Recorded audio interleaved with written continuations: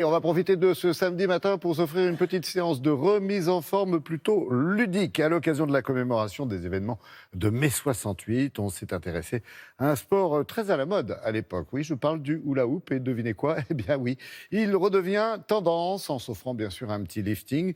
Et Julie Ferrez l'a testé pour nous. Allez, hop!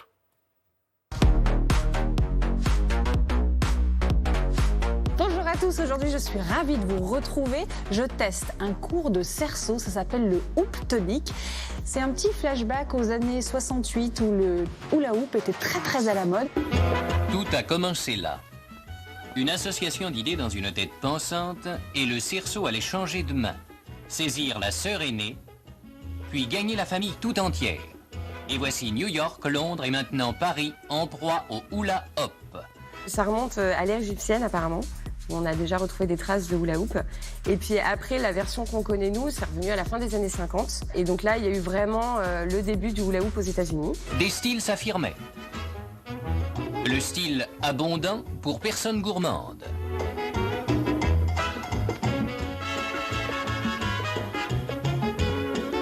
Le style intime.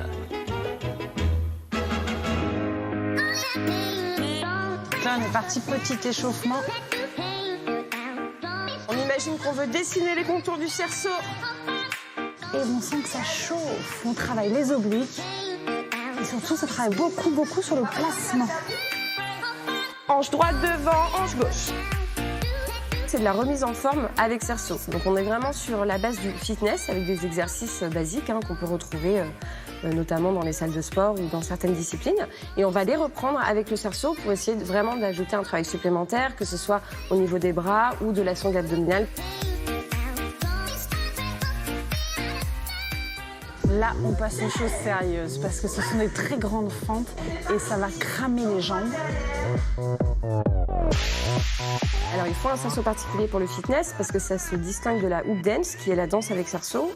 Là on est sur des cerceaux plutôt lourds, il ne faut pas dépasser 1 kg de préférence. C'est vraiment un transfert du poids du corps, un coup sur l'avant, un coup sur l'arrière.